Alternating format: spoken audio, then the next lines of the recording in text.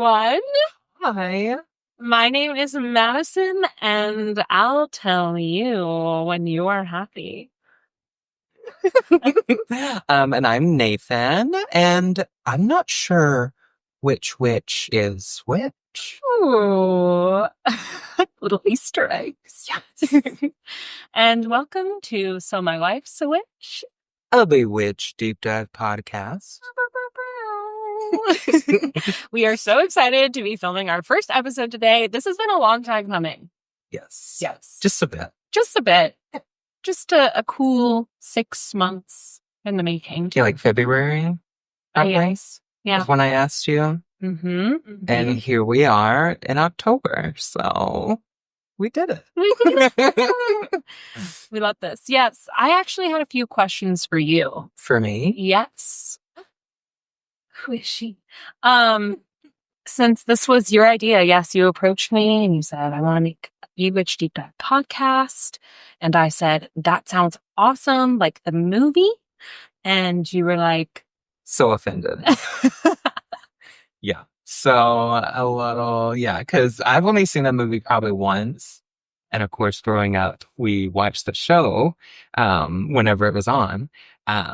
But yeah, so of course I grew up with it, thanks to my mom and other things like it.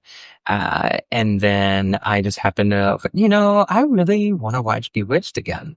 So I kind of started with the first season, got like halfway through, and I was like, wow, like there's some really interesting things, like important for them to talk about, like in the 60s, of course, but like also I was like, this is some interesting things that we're still struggling with today for some reason. And then kind of going into that as well of like, oh, I wonder if anyone's made a podcast, an episode by episode podcast of Bewitched, which I've also introduced you to, but I'm a huge fan of the Golden Girls Deep Dive podcast, hosted by Patrick Hines and the Broadway goddess, Jennifer Samar. And so that was like my true inspiration, because they make it so much fun, and it just goes, episode by episode. And then at the end, they'll kind of have, like a deep dive on one of the characters and all that fun stuff. So, they're definitely the inspiration for this. And I did get his permission when I saw him on, his tour stop here in Seattle, and told him about my idea and got his permission to kind of, still format a little bit. Yes. So. And I think what I loved about that podcast is even in the first episode, you can hear their excitement as fans to talk about the entire show.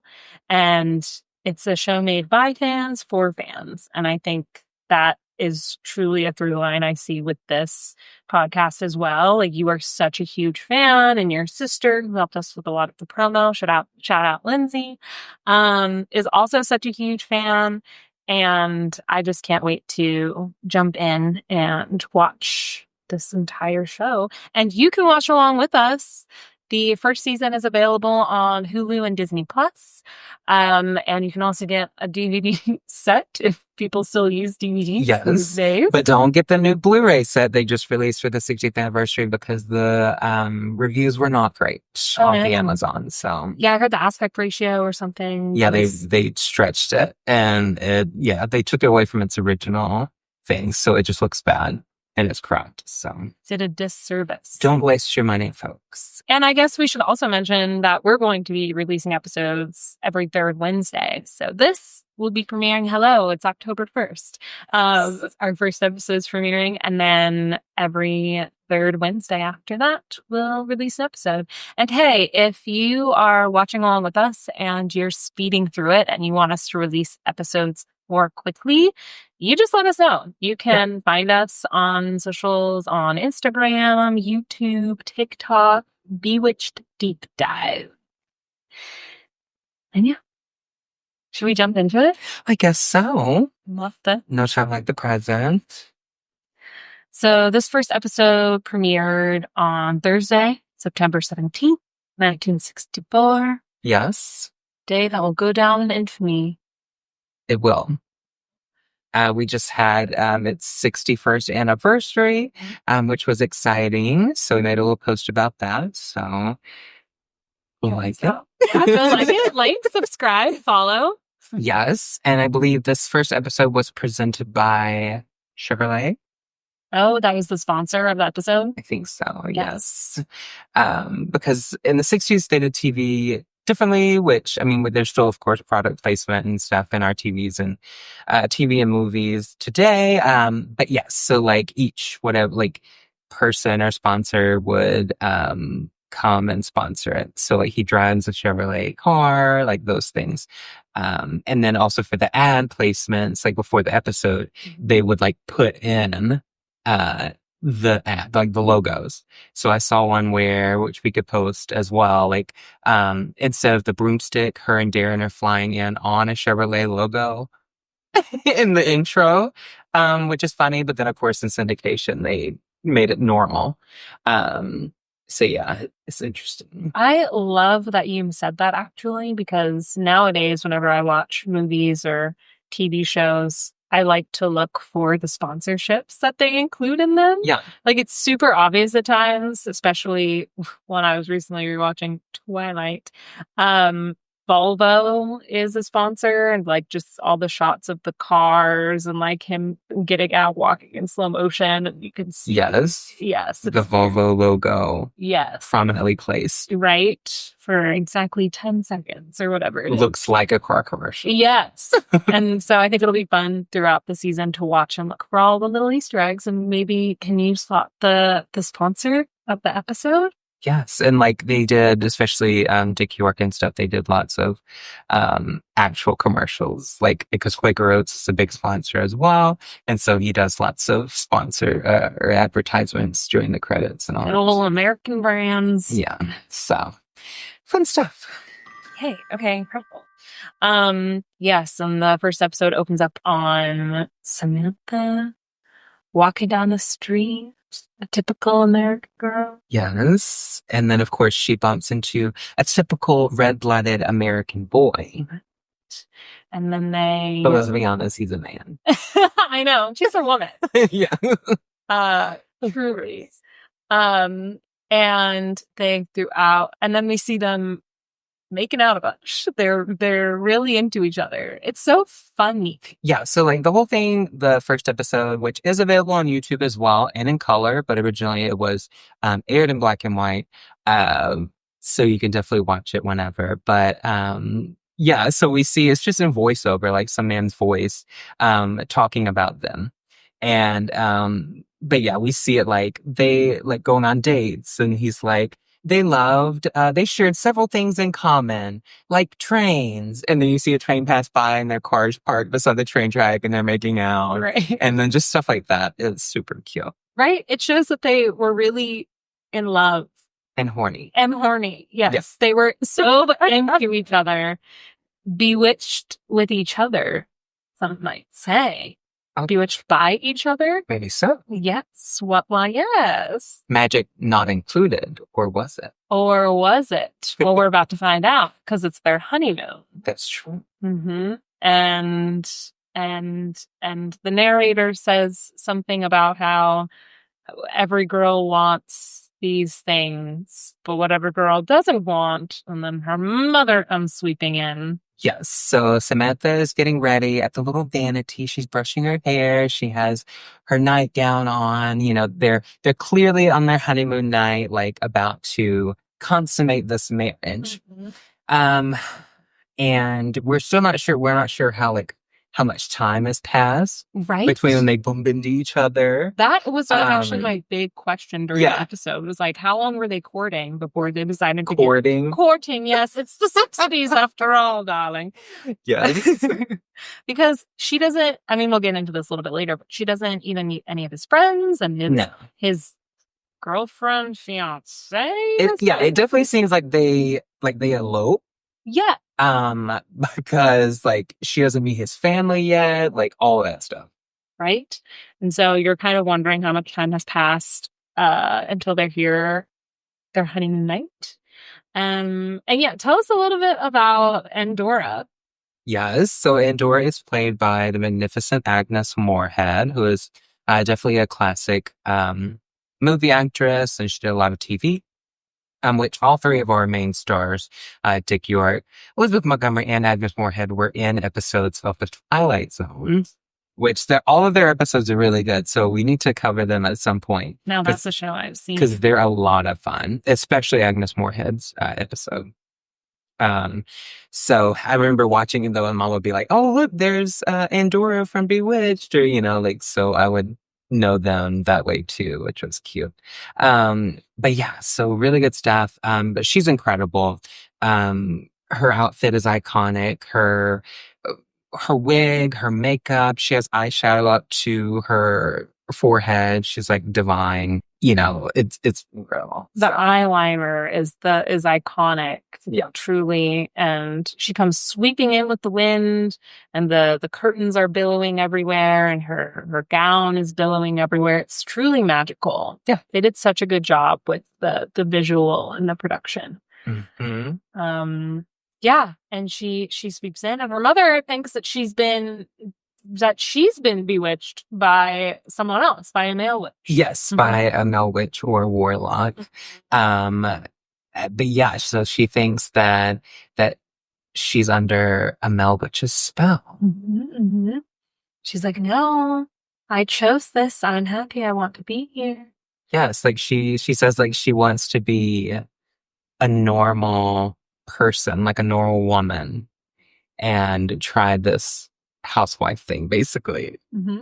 Even though she could have the world, right? Which is interesting. So yeah, they get in a conversation about that, and she's trying to convince Endora, her mom, that she actually loves Darren and that he's immortal.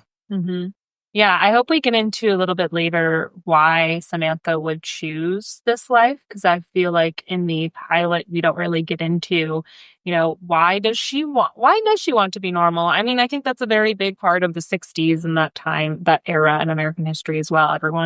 Everything has to look perfect, and she even says to him at one point, then we'll be like a normal married couple that with no problems. Right. I don't think we do. I don't think that question ever gets answered, but it might surprise me, and we might, watching them in order. Yeah. It might see something. Yeah, it might come out. Yeah. But yeah, and then while all of this is happening, she's arguing with her mother and trying to get her mother to understand and leave her alone. Yeah, she's like, it's our honeymoon, and Darren's about to come in at any moment. So we see him like outside in the other part of the hotel room, and he's in his dress, like robe or whatever, like the really fancy like 60s looking robe, and he has a bottle of champagne, and he's drinking the champagne, and so he's about to knock on the door to see if she's ready for him, and everything, and Endora's like, not so fast, basically, like, I'm not done talking to you. I'm going to send him away. Yes. And so next we see him, she pops into the lobby of the hotel, and he's like, alarmed. Right. And he says, "Oh, must have been the champagne." Yeah, immediately blames it on the champagne. Like, I guess someone roofied him. I don't know what he was thinking. Which is interesting, because isn't his drink of choice a Manhattan? It is, yes. So one glass of champagne really wouldn't have done much to him at all. No, it wouldn't. So it's like, I don't know where the champagne came from. Yeah, it's a pretty big bottle too. But they do have a lot to celebrate, I guess.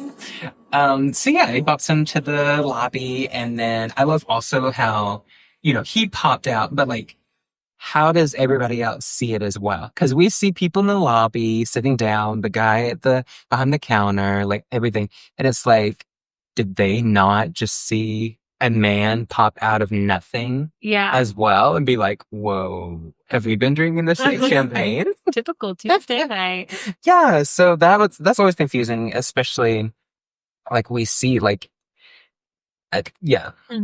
Yeah, why? And the concierge is an interesting character during this scene as well. But I think like as part of like suspicion, disbelief, I guess. Yes, of course. Because maybe in her spell and she popped him down there, it's like also like, like something about the people who witnessed it when, you can explain it away. Yes. But I think also just because I like to think about in his mind, because the concierge almost seems charmed by Darren. Yeah. You know, like he comes down in his robe and he's very confused, like, can I have my key? And what is the concierge thinking? That like he keeps coming down for an excuse to talk to the concierge? Yeah. But it's also funny, like, because too, it's like he's so ashamed, which, okay, even in his robe, he still has like khakis on underneath it, the like nicer, like loafers. And then it's like, oh, it's so shameful. Like, I'm in my robe in this hotel lobby. But, like, go to any hotel now and you're walking, like, people walking around barefoot and, like... the difference between the 60s and now, yeah. People, walking around with, barefoot, hair half up. Going to get ice or something or pick up Uber Eats. I don't know. So, yeah, it's interesting. And so, of course, he gets back to the room and he's, like, inspecting the bottle of champagne.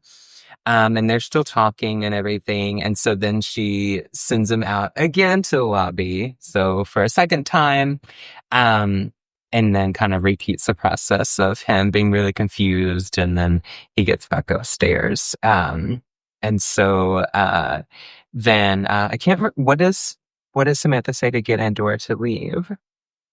Well, first she tries to cast a spell on her. Which, hilarious. That's right. The spell is quite funny. What is it? She spells something. She's like, B-U-C-K spells.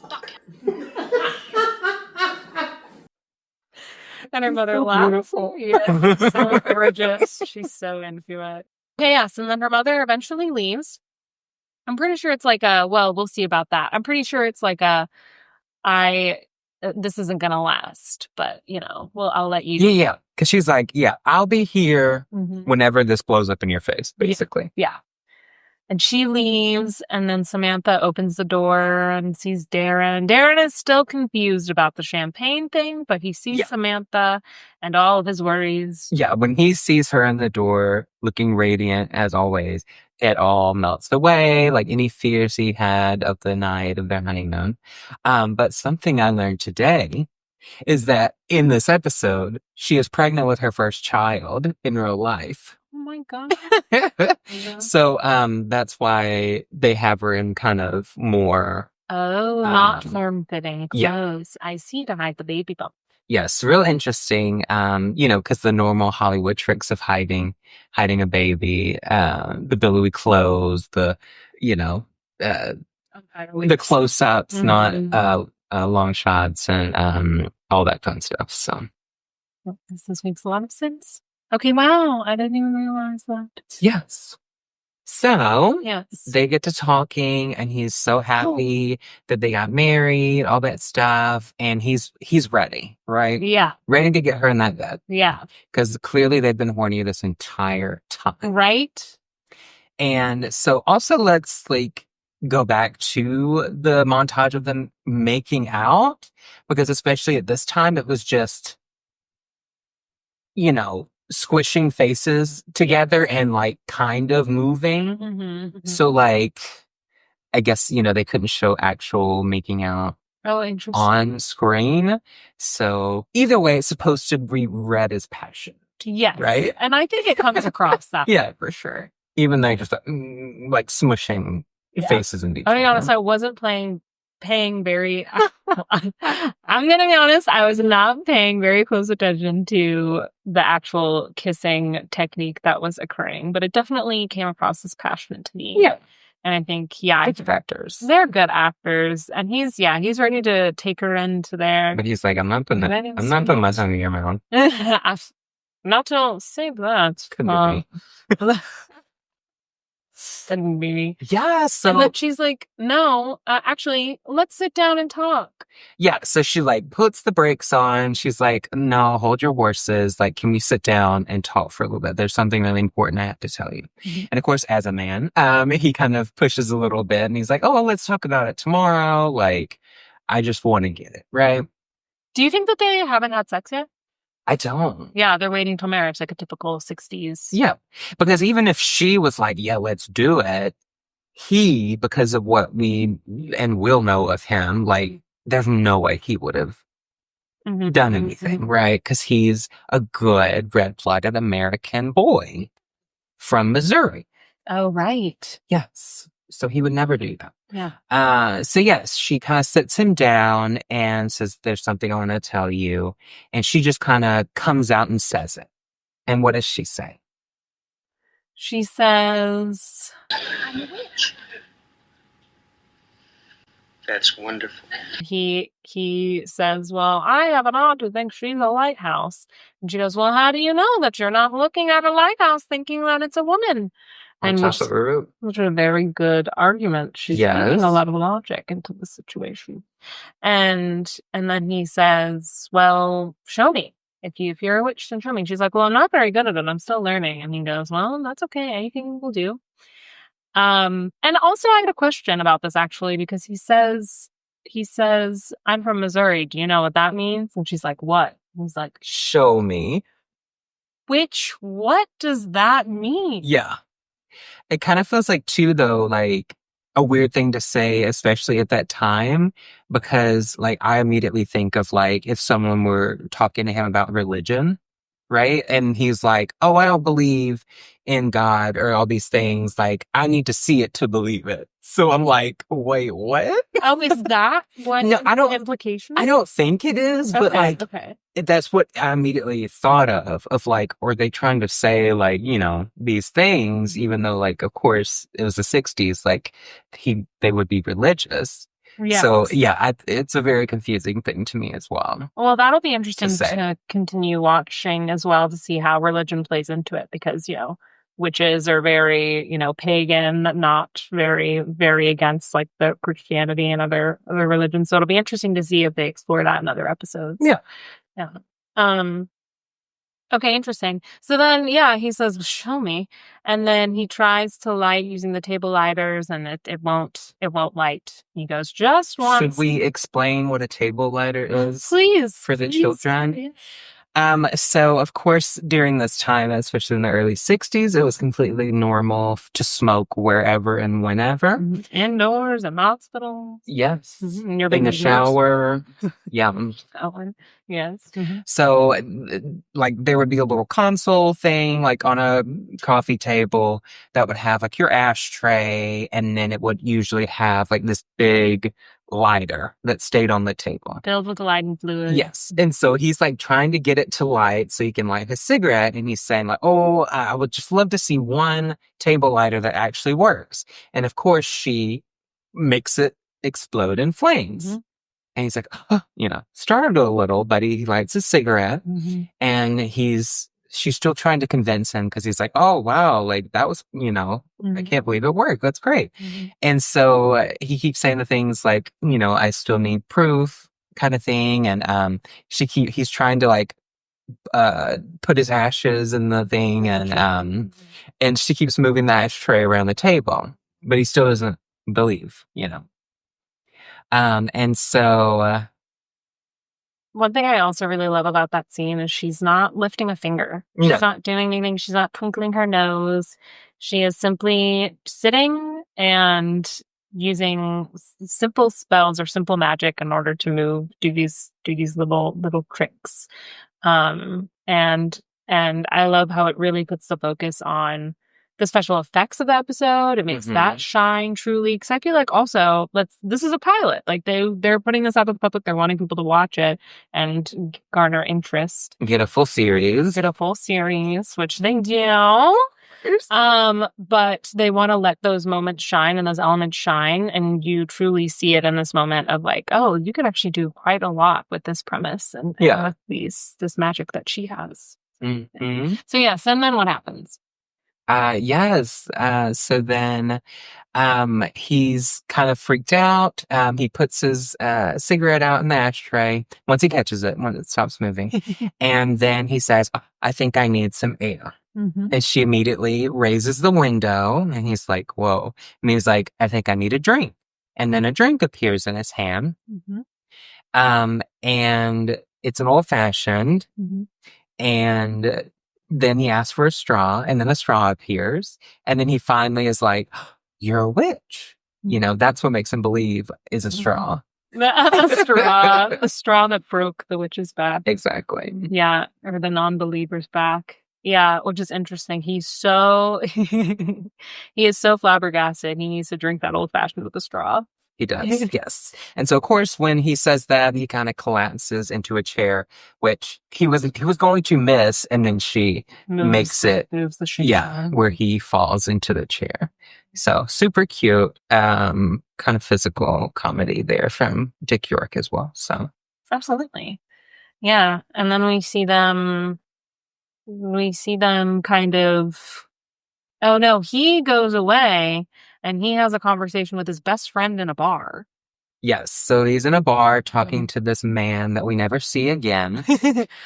But presumably is his best friend and gives him relationship advice. Presumably they're both married and they both like come to this bar and talk about their troubles in matrimony. Yes, but of course this guy's not listening to Darren whatsoever. He's just kind of going on his own tirade about marriage and all these things. It's a union of two people, and one problem, you track them together, right? And the whole time Darren is just like, I can't believe it, she's a witch. So they're having like two different conversations, and nobody's listening to him, and he feels like he's on his own. Mm-hmm. Which is wild. He gets told this secret that she's keeping hush-hush from the world, and then he goes out and tells damn near everyone he can find. The bartender. Yeah, because we go from his friend that we never see again, and then it goes to just the bartender, and then he it cuts to him at his doctor's office, telling the doctor.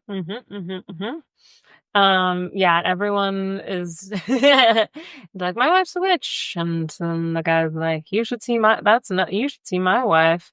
Lots of healer, and then he eventually goes home to talk to Samantha, and he what makes him change his mind and decide to give it a go?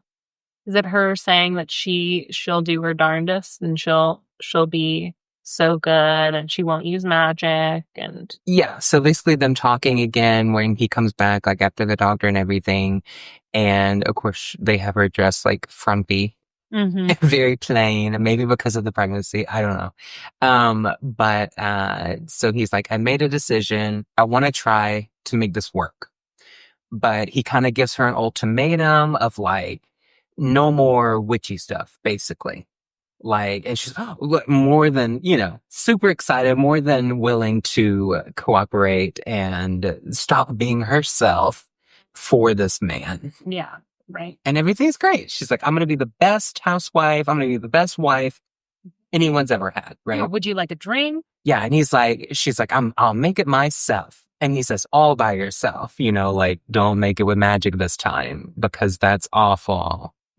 All that fun stuff. So, and then she leaves to make the drink, and he has a moment with the audience. So my wife's a witch. Every married man has to make some adjustments. And that's where the title of our show comes from. So my wife's a witch. Yes. So, and like, I think the only time in the show where somebody looks like directly in camera kind of thing, like to the audience, which is really cute. Wow. And so what happens next? And so then Darren is at work. He's at work. Where does he work? I don't know. At a law firm? No, not a law firm. So Darren is an advertising person. Is he one of these madmen? Right. Yeah. So Darren works at McMahon and Tate advertising agency. Okay. So we see kind of a little establishing shot of the door of McMahon and Tate, and then an absolutely beautiful woman walking in. So she opens the door. We kind of follow her with the camera, walks past Darren's secretary. She's like, oh, he's busy. And she's like, he'll see me, like she walks in anyway. So we're meant to believe that, that they know each other. Yes, and that she has been here enough times that she knows where to go. She's confident in it, and she knows that he will accept her audience no matter how busy he is. Yes, and she sweeps in. Her hair is gorgeous. Her makeup is gorgeous. She's lovely. Gorgeous outfit. So her name is Sheila, and she's played by Nancy Kovac. And she's presumably his ex-girlfriend or ex-fiance. She kind of speaks as if they were planning to get married at some point. And she says how she just got back from this trip to Nassau, and she's so excited to see him, and he's it's almost as if he's forgotten about her completely. Yeah. He's a little flustered, and he's trying to find a way to tell her that he's married. And so he eventually comes out with it and says, I'm married. And she says, well, I know. If I hadn't gone off on my trip when I did, it could have been me. And also she kisses him when she comes into the room. Right. Yeah. Yes. So they are very familiar with one another. Yes, exactly. Do you think this would be a good time to do your mini deep dive on Miss Kovacs? Let's do a little mini deep dive. So Nancy, she was born March 11th, 1935 in Flint, Michigan. Nice. Poor Flint. That's where my grandfather's from. Okay, and her father, Michael, he was a manager of a GM plant. GM, yes, General Motors plants in Flint. Oh, that makes sense. She was said to be quite smart. She had an IQ of 152. Interesting. And that led her to graduate school early, and she ended up enrolling in the University of Michigan at 15 years old. Nice. Yeah, so she was quite young. She graduated at 19. And then she began a career in modeling and ended up becoming one of Jackie Gleason's Glee girls. I love this. Yeah. Have you heard more about the Glee girls? Yeah, so Jackie Gleason, of course, was like the star of The Honeymooners, right? Like one of the very first sitcoms. But he was that's the one where he's like, definitely like, especially verbally abusive to his wife. But it's the one where he like always threatens her, like, one of these days, right in the kisser, like that thing. So he was a huge TV star, one of the first breakout TV stars. And he had like live shows and stuff like that. So I guess they're like dancing girls or whatever, like under his employment. Like Gleason, Glee girls. So I see. Yeah. Okay. Yes. So she had a modeling career, and then she appeared in the original production of The Disenchanted. Have you seen this? No. Oh, is this a theater show? It is. And that's what I believe it is. Yes. Okay. I see. And then after that, she had several small guest roles on television, including 3 appearances in Bewitched. So this episode is not the last we'll see of Miss Kovacs. No, but I believe the only one where she is playing Sheila. Oh, so she goes back and plays other side characters. That's very interesting. Another Easter egg. I can't wait to look and point her out when she comes on. Yeah. And she was also in Batman, I Dream of Jeannie, Hawaii Five-0, just to name a few. She had a very prolific career. She ended up hosting she ended up hosting the game show Beat the Clock. And eventually retired from acting in 1969. So she only was active for, 5 or so years before or after her Bewitched appearance. After she ended up marrying a conductor, and she's still alive today. She's still kicking it out there in the world. But yeah, that is the actress who plays Sheila, Miss Nancy, and wow, I'm really excited to see what other characters she's playing throughout the season. Yeah, so I think we see her again in season 1. Okay. So you don't have to wait long. Yay. To see her again. It's going to be awesome. Yes. Yeah. And so she sweeps in and kisses him, and he, eventually comes out with it that he's married, and she says, oh, I know. And says how she really wants to meet her, and she wants his friends, like their friends, to meet her. Which we can probably assume, too, that they're her friends that she's calling, like, his friends, too. Like, our friends. Like, we need to get her out and meet people. Right? Mm-hmm. And he's like, oh, well, that sounds like quite a lot. I don't want to put all that pressure on her. And she goes, oh, well, nonsense. It's no pressure. We're your friends. Like, why would she feel pressured unless you feel uncomfortable? And then he doesn't want to say that. He doesn't want to take one for the team. Yeah. And so he goes, no, I'm not uncomfortable at all. And she says, well, great. We'll see you tonight. And I thought this was quite interesting because wouldn't they, if they had been courting for months at a time, I'm gonna keep saying it. If they had been courting for a period of time, like she definitely would have met his friends and he would have met her friends. But instead, she's not met any of them. And they Samantha, not Samantha, yeah. Sheila. Yes, yes. But I think that also supports the theory that they have eloped because they don't have many connections in each other's lives. Yeah, a quick engagement. Because they were so in love. They were so in love. And they really liked trains. Yes. They had many common interests and they needed to get to the bottom of the interests as quickly as possible. Yeah, so she says this little event, it's going to be really casual, like just a drink among friends. Mm-hmm. Mm-hmm. And so we cut to them arriving to Sheila's beautiful home, and Samantha is dressed, it's casual, but it's kind of like a tweed dress kind of thing, and this beautiful coat. Mm-hmm. And so they arrive, and the butler, I guess, answers the door. He seems to kind of know Darren or recognize him, and so they come inside, and she of course says, like, I should have dressed up. And he's like, no, it's a potluck. It's quite casual. Yeah, like even before they open the door, like Samantha's already saying, like, she feels like she might be underdressed. Yes. And so I was like, no nonsense. But then when they get invited inside, we immediately see Sheila in this absolutely gorgeous dress. It reminds me of the scene from Bridesmaids when Annie, Kristen Wiig's character, goes to the party and it's so casual. And she wears this cute little like cocktail dress with the little like shawl and blazer on top of it. And then you see, Rose Byrne like cuts to her in this huge, just like flowing gown, and she's like, damn. I just watched that last night actually, and that is an epic scene. She turns and it's all slow motion and it's gorgeous and so it's definitely that in this scene. And Samantha sees her looking like this and is just mortified, right? Mm-hmm. And so Sheila comes up to them and says, but doing that thing where she's just talking to Darren and not really directly to Samantha. And it's like, is this your little bride? Mm-hmm. She keeps calling her like your little wife, your little bride. Yeah. Mm-hmm. And not really directly speaking to Samantha. Mm-hmm. Quite condescending. Mm-hmm.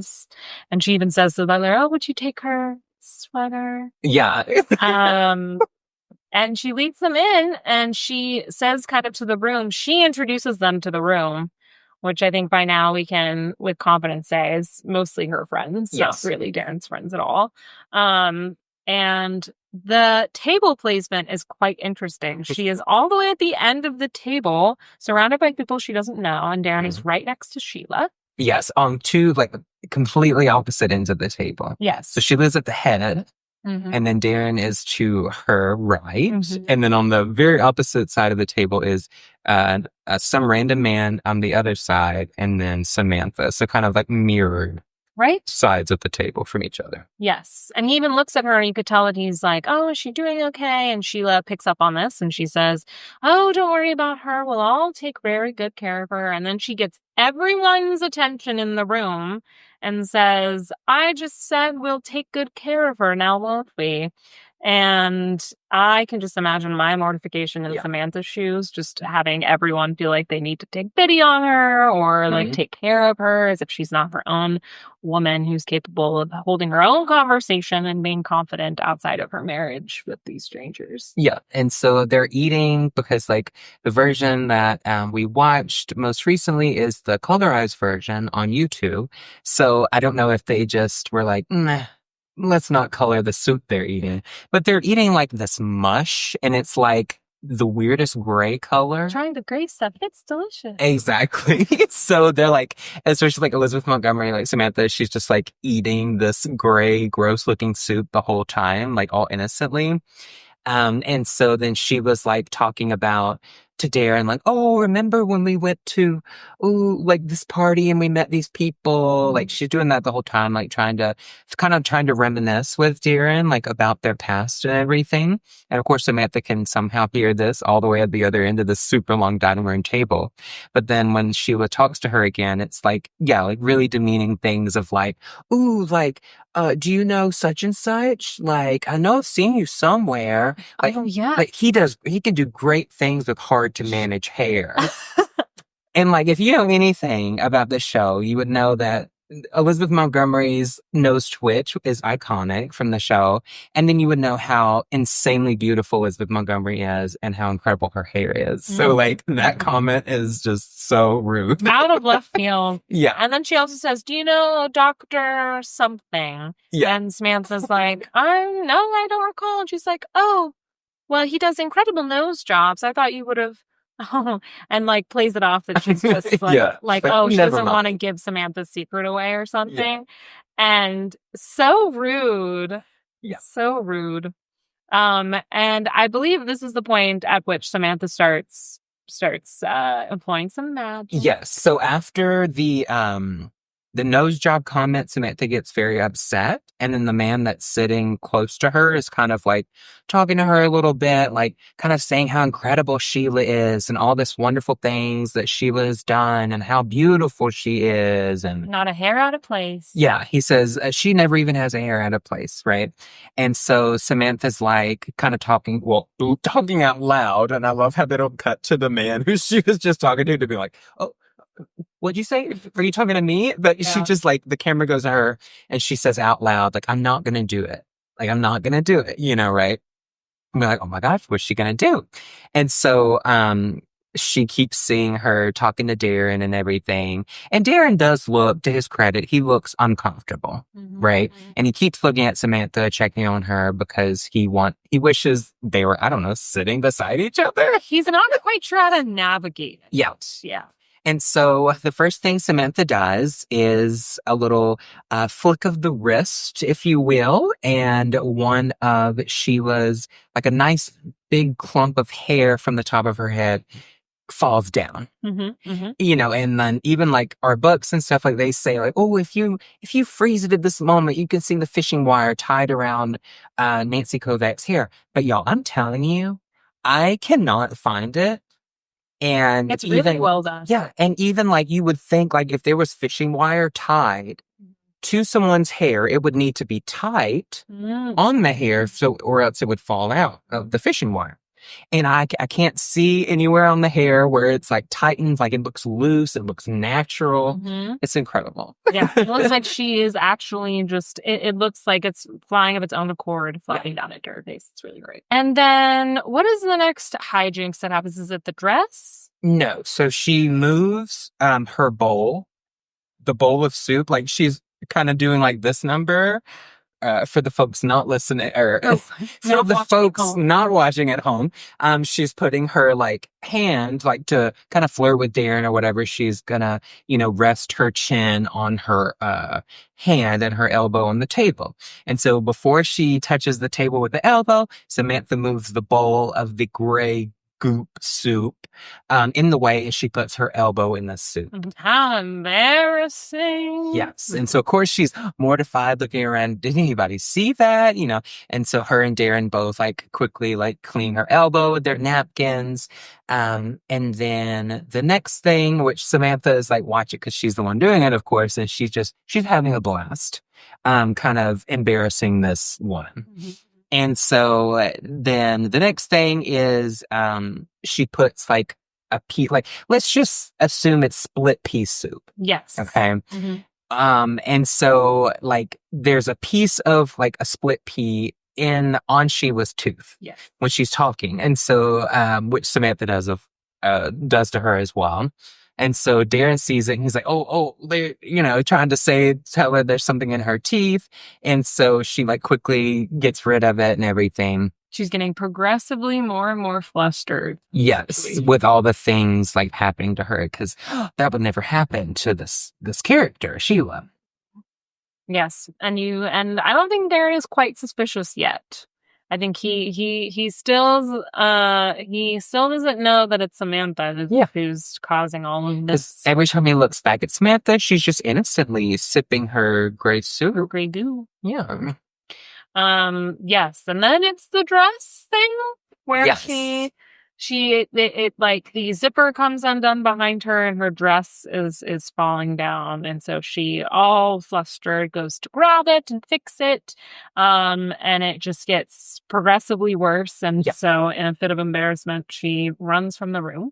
She hops up, tries to go like leave. Darren's trying to kind of help her. Oh right, he's trying to help her zip up the dress. And then Samantha, like from the table with witchcraft, kicks him in the ass, right? She's like, oh, don't help her, like don't touch her, like that kind of thing.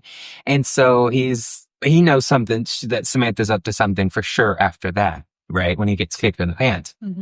And so they're kind of in the foyer now, below the stairs, and then Samantha blows out one of the candles on the table, and then the front door opens, and all this really strong wind comes into the house all of a sudden. And of course, all of the people at the dining room table are freaking out too. They're like, whoa, what's going on? And they're like standing up, but Samantha still keeps calmly eating her soup.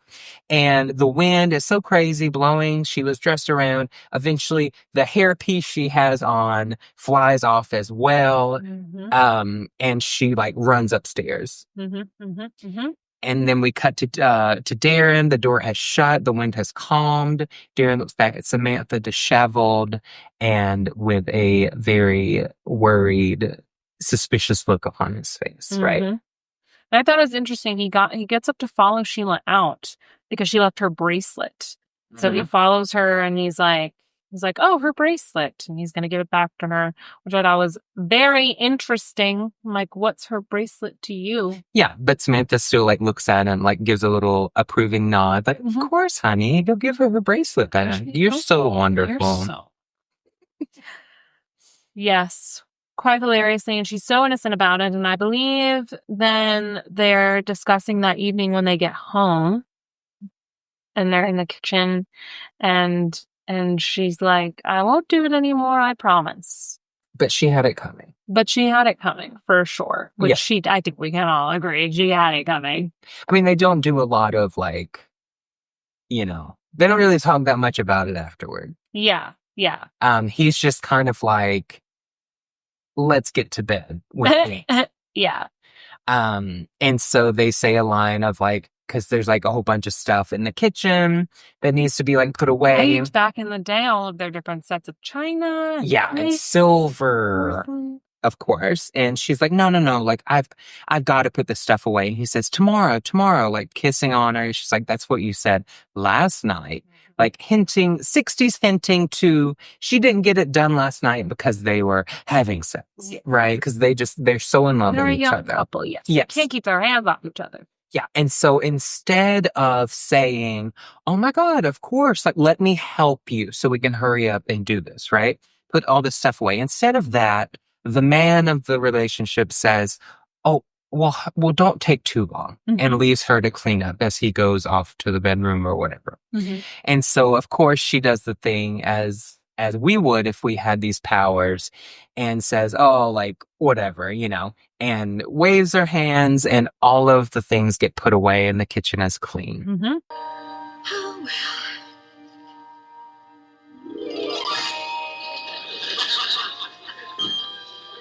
Maybe I can taper off. And then that's where the episode ends. Yes. And I love to see it too, because I feel like that scene is a perfect way to end it. It definitely justifies her use of magic in the end, because she's in this moment in time in society where the woman does everything, and all of this kind of grueling housework at times. Like, that was a lot of stuff to put away. Probably would have taken her quite a long time, climbing up on cupboards and stuff. Yeah, but of course he can't help her. Why did he help her? Because he's already done his job. Yeah, he's already made the money that day. Yes. So he's done his job, and she still has to finish her job. Right. Yeah, exactly. And of course, there's nothing in place to make men's jobs easier at this time. Yeah. Yes, they're putting in twice as much work as any housewife would. So it makes sense. It justifies her use of magic in this moment. Yeah, but it sets up too, like, we know that Darren is not comfortable with this. He would rather her just be a normal wife and not use any magic, right? And so we know that from the pilot that he's not comfortable with this. She's going to try to be immortal. But habits are hard to break. Yes, and she's going to try to do that, and that's kind of like the setup. So we know that more hijinks are in, like, her ahead of us. Mm-hmm. Yes. I love Samantha. I think she's such a great character. She's very sex positive in a time where that is becoming a lot more talked about and a lot more embraced. But I think for a young woman to be so active and so visibly in love with her partner is not used to be very hush hush. So I love seeing her be so sex positive with her husband and this new relationship that they're in. And also that she's got a little bit of a spunk to her. She's got a little bit of kick. She's like, yes, I did say I was going to taper off, but also I don't want to do this right now. And she definitely has her independence and her magic. Yeah, because she does when he kind of brings it up, even, you know, at the, on their honeymoon, like these things, like she does kind of fire back and defend herself. Like, you know, this is who I am, you know? And so, like, we're supposed to know, like, yeah, like, that's still important to her as it should be, you know, but she still wants to make him happy. Even if he's not going to accept her. Yes. As she is. And she's quite a fair heroine, I think, as well, especially during the dinner scene. Sheila does quite a lot to her before she decides to eventually use her witchy ways. You know, and it's nothing, she doesn't do anything to her that's harmful. Right. It just might be a little embarrassing among all of her friends, you know. So. The same public humiliation she was putting Samantha. Exactly. Yes. So taste of her own medicine, if you will. Yeah. Absolutely. I want to say, to Dick York's credit, I feel like he plays Darren very well in these scenes. I think it's easy to come off as like the disapproving husband or even the unwitting mortal who has, you know, no control over the situation. But no, it's very clear that he loves Samantha and he wants to be with her. He wants to try to make it work. And he's struggling to navigate certain situations, like with his ex and socially. But at the end of the day, he is just so in love with her and wants to be with her. But I think that at the heart of this series, it's very apparent in the pilot that, like, their love story is what makes it work. Yeah. And I think that is also a testament to the way the actor plays Darren in this. Yeah, and then, of course, like, if you don't know a lot about Bewitched, you know, spoiler, that another, like, really iconic thing that happened that people know is that Darren, we get another actor for him later, right? And so that a lot of choices that Dick Sargent makes as Darren, I don't really like, because I think Dick York did a really good job of, yes, kind of being this disapproving, like, whatever, like, I want things to be like my normal, but he was never seemed shrill or, like, I don't know, like, overly whatever. Like, with Dick Sargent's Darren, it just seems like it was all the time, like, I can't stand my wife. Like, it just didn't seem like love. And I think Dick York is so much better at portraying that, like, yes, I'm still a little whatever, but at the end of the day, she's my wife and I love her. Yeah. That's interesting. They're both named Dick. Oh, yeah. Dick Sargent and Dick Dick York. Yeah. Very fun. Which Dick Sargent was the first choice to play Darren. But Dick Sargent was committed to other things at the time, so they went with Dick York instead. I see. Very interesting. Which I'm very glad that they did, because Dick York is the best Darren. Yes. I know this to be true. I may not have seen all of Bewitched, but when I was talking about this podcast, very excitedly with friends and family, and a lot of my family and siblings who've seen Bewitched today that was the first thing they said was how awful the second Darren ends. So it'll be interesting to see. Luckily that was before social media. And they, like, torn them apart. Comments. As we will when the switch occurs. Yeah. And they even talk, like, Sophia even made a joke about it on one of the recent episodes that the Golden Girls Deep Dive podcast did. She makes a Darren joke on the episode. So I was like, ooh, connection. I love it. Yes. Incredible. Do you have a deep dive for us into... No. Was I supposed to? Oh, yeah. Well, we simply must know more. I just don't know who I would have chosen to do a deep dive on. Oh, yes. There simply aren't any standouts in this episode beyond Nancy Kovac. Oh, yes. So, of course, I did our first deep dive is going to be on the gorgeous Miss Elizabeth Montgomery, who plays Samantha. All right. So, Elizabeth Montgomery was born on April 15th, 1933 in Los Angeles to actor Robert Montgomery and Elizabeth Daniel Bryan Allen. She was a Nepo baby. So her mom was kind of like a Broadway actress, and then her dad, if anyone is familiar with a lot of classic films, he was like a classic leading man. He starred alongside a lot of other leading men, and so he was like part of that. I think he was contracted with MGM, like all the big stuff. So he was very, very famous. So her mom retired from Broadway when Elizabeth was born. And she had an older sister, but she died when she was an infant.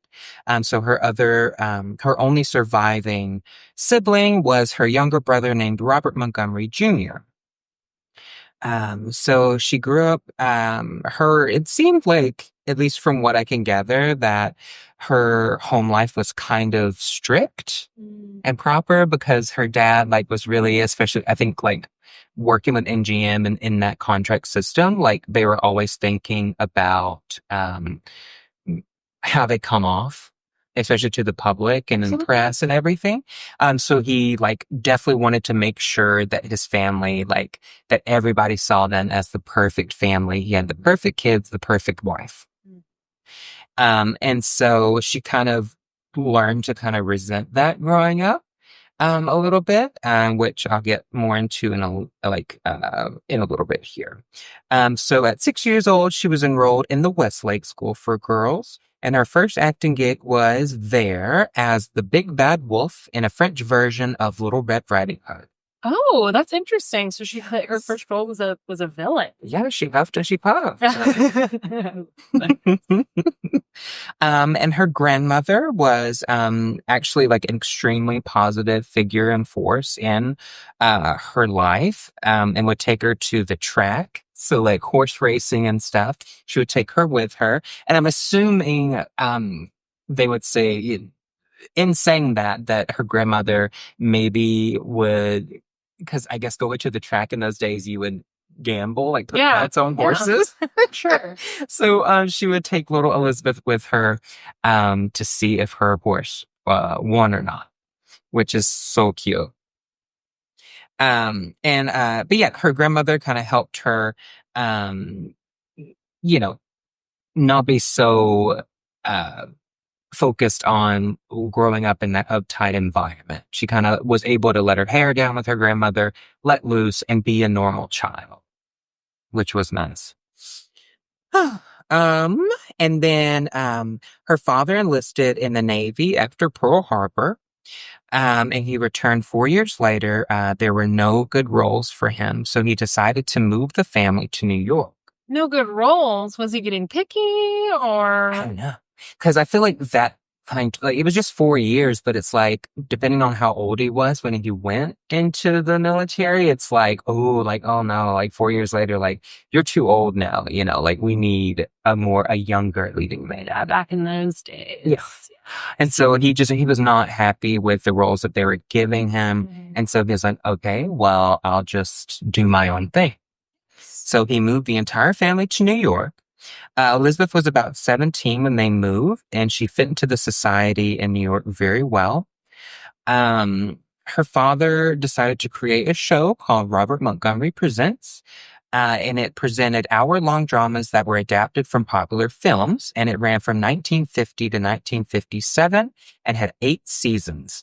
So this was kind of like a tradition, like when TV started like that, they would have like these longer like dramas. So kind of like how the Twilight Zone came to be, all those things, like where they were like actual like individual stories.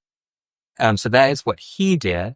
And so that's actually where Elizabeth made her TV debut. She was made part of the ensemble cast and stayed until 1956, but she desperately wanted to be her own person and not be known just as Robert Montgomery's daughter. So she was like, I want to be my own thing. Like, I don't want to be a Nepo baby anymore. Yes, girl, go make a name for yourself. So she was married 4 times in her life, which compared to other people is not a lot. Mm-hmm.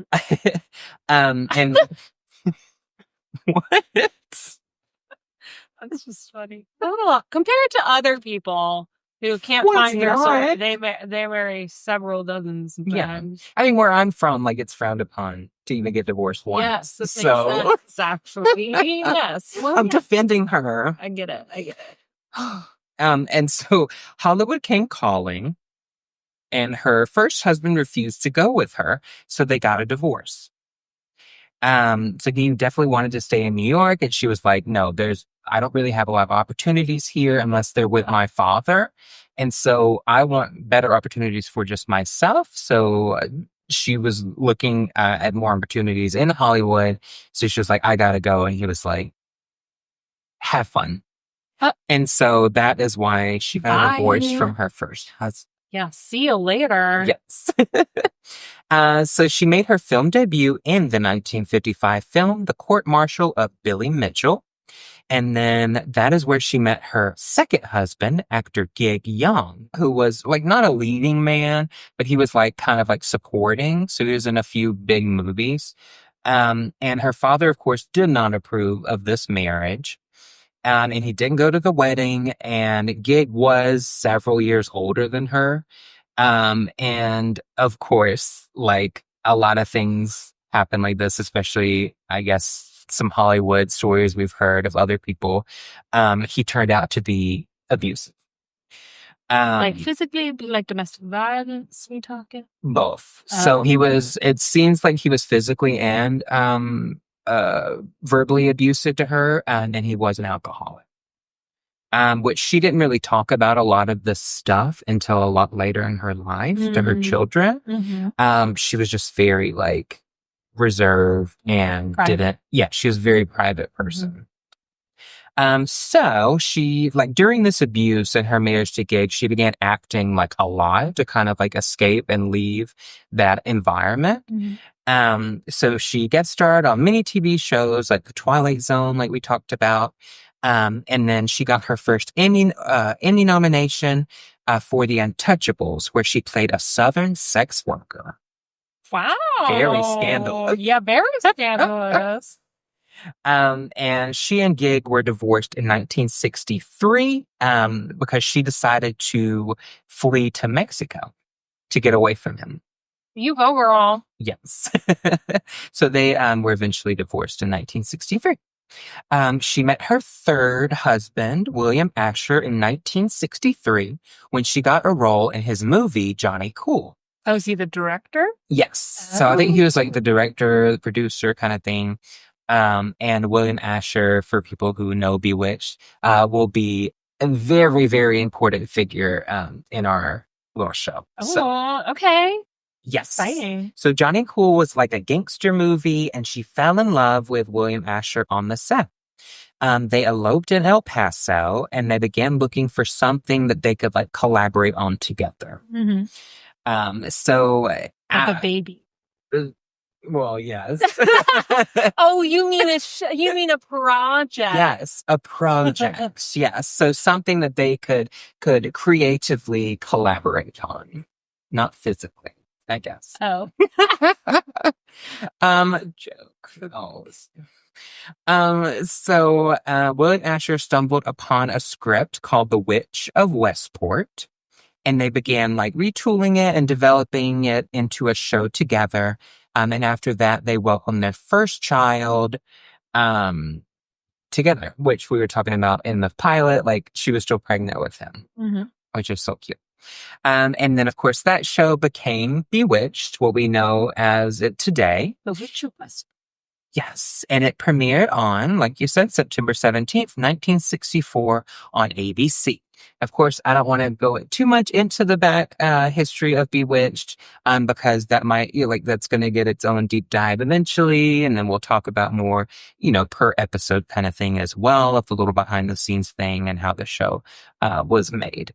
And so then they worked her second pregnancy into the show's second season, and that's how we got Tabitha, their daughter on the show. Yes. And so it seems like Elizabeth struggled a little bit with her work and life balance, and was not always there for her real life kids, but the time they did spend together was incredible. And she was always there for them when she could be. And this is from her kids, this is them saying. Okay. Yes. Years later. Yes. So that's them kind of saying that. Retrospective. Exactly. I think a really cute little behind the scenes tidbit is that she would spend downtime on the set or in between takes sketching in sketchbooks and on her scripts, and I'm sure we could find some of the sketches, but she was a very talented artist as well. If we find any of the sketches, check them on our Instagram and our Facebook at Bewitched Deep Dive. Yes.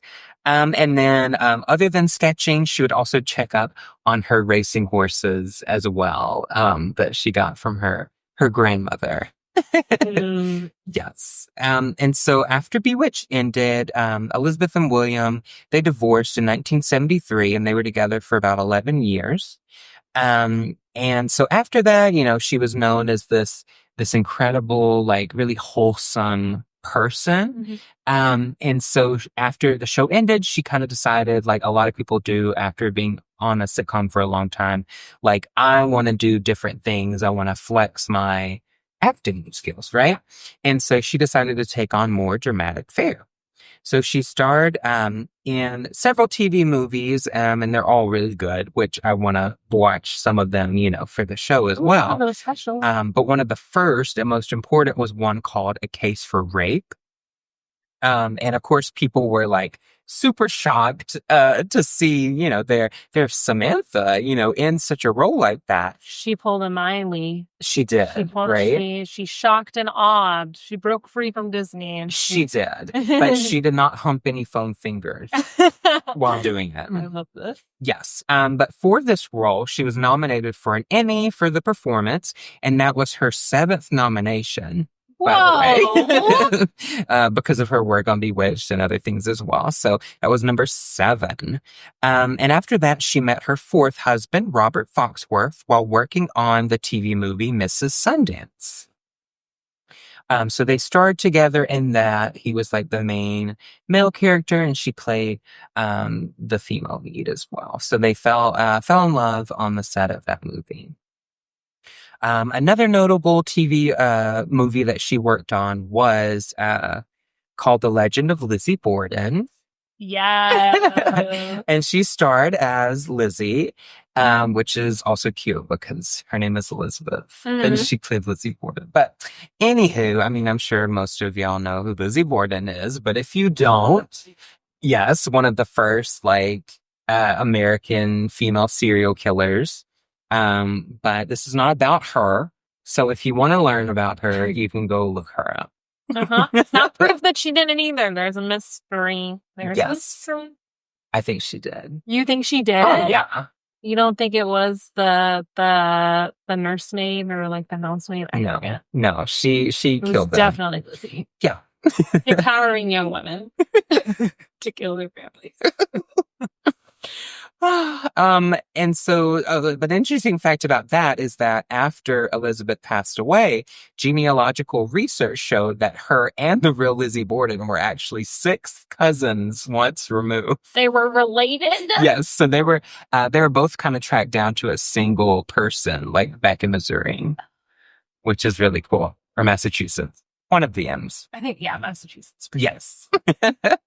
But of course, Elizabeth never knew this because the genealogical research happened after she passed away. So something really important in her life happened in 1981 is when her father, Robert Montgomery, passed away. This was years. They hadn't been on speaking terms, because they just didn't get along, and he disapproved of like everything she did. But of course it still hit her hard because it was her father, and they never really had a chance to reconcile that relationship. And then he was also like a very conservative Republican, and she was very liberal. Different political standings. Yes. So, but yeah, like going along with that, like as Reaganism took over the US in the 80s, Elizabeth used her voice and celebrity to help those forgotten by the current regime. When Dick Sargent came out, Dick Sargent played Darren, the second Darren.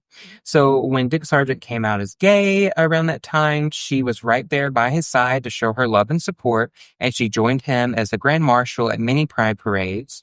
And,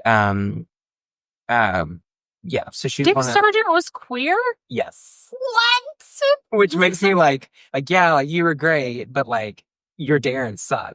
This is a crazy plot twist. Yes, so maybe that's why he played Darren so upset, because he couldn't be himself. Oh wow, yeah, different lens. He was looking at it from a whole different. You got to. Okay, this is gonna influence my watching when we get to that. Okay.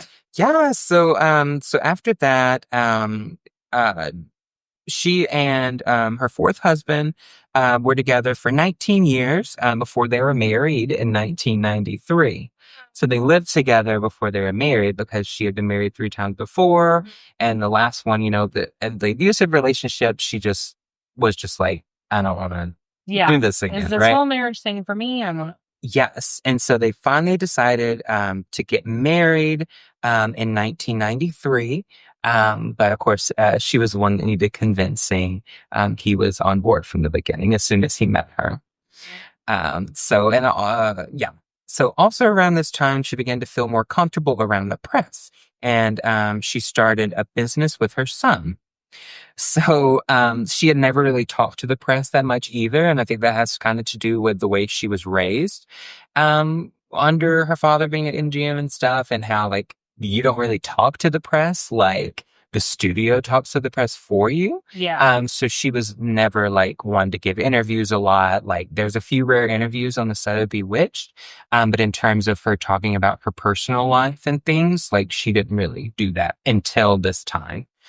So once they kind of got married in 93, like she finally began to feel comfortable kind of sharing who she actually is, right? So she started a business with her eldest son, and it was called Elizabeth Montgomery's Secret Sauce. Her secret, what could possibly be in her secret sauce? How old is she at this point, by the way, as well? She was born in 1933? Okay, so 63? Okay, that's great. So she's like, wait, what? No, 60. She was a 60-year difference. Yeah. So she was probably like in her early 60s, right? Early 50s. Yeah. So, so they had, which the packaging is so cute. Mm-hmm. So y'all need to go look it up. It's so cute. Her secret sauce thing. Like I wish they still made them. But they had 2 flavors. The first one was called Zesty Pink, and the second one was Creamy Dill. Hot sauce? No, just sauce. Like for like chicken? Yeah, like salads, chicken. Oh, okay. Put it on whatever you want. It could be a marinade, it could be a dressing, it could be whatever you want. Okay. You said Zesty Pink, and I was like, I cannot imagine a pink hot sauce. No. I need to look this up. No hot sauces. No hot sauces. Okay. Just normal sauces. So super cute. And of course, people loved it. And it had her beautiful face on there and her name. So people recognized it instantly. And it did very well. But that's something that like her son like cherishes to this day, is that they went into business together. And that was kind of his way of like, showing more parts of her to the public, is that she was a wonderful cook and she created these amazing sauces. And it was really sweet because he was like, I wish I could still like, I can faintly remember what they taste like, but I miss those things, like after someone's gone. And it was really sweet. Yeah, their cooking is so nostalgic. Exactly. So while filming another TV movie, she kind of became sick with something like the flu. And after the filming wrapped, because of course she powered through, she didn't feel good, but she kept going. Push through. She did. And after filming wrapped, she checked into Cedars-Sinai, and she was diagnosed with terminal cancer. I believe it was colon. And that one has a very, slim survival rate. So yes. And she passed away on May 18th, 1995, surrounded by her family, and she was only 62 years old. Nice. May 18th. She died 3 years before I was born on the day. Wild. Okay. One witch dies, another one supreme takes her rises. Yeah, so of course, like for kids and everything, they said like even up to the point where she passed away, like she had an incredible, like wicked sense of humor, and it was there until she closed her eyes for the last time. But yeah, so like she knew, like when it was diagnosed, especially as colon cancer, like she knew there was really no point in kind of fighting it. So she just wanted to enjoy the time she had left with her family. And that's what they did. And that's beautiful. so she's gone. I think that something cute too is that in 2001, in collaboration with TV Land, they did erect an absolutely beautiful bronze statue in Salem, Massachusetts, of Elizabeth Montgomery as Samantha on a broomstick in one of the parks. So, and of course, it's still there today. You can go and visit Samantha. So that is adorable. We should go. We should go. Let's go to Salem. Let us know in the comments if you want us to go to Salem. Yes. Drop a comment if you want to see us go to Salem. Like and subscribe to see us go to Salem. Thank you for that incredible deep dive. That was so interesting, getting to learn more about our Samantha. I assume you might do one next episode, right? You know what assuming does. No. Yes, I would love to. So who should I do it on? I don't know. They're just gonna have to wait. They're just gonna have to wait and find out. Yes. Sounds like a plan to me. All right, everyone. So that's the end of this week's episode. Go listen wherever you get podcasts, and you can watch the video. You can watch us talking about this whole thing on YouTube at Bewitched Deep Dive. And that's also our app for every social media. So check us out on Instagram, on TikTok, on Facebook. Yeah. And until next time.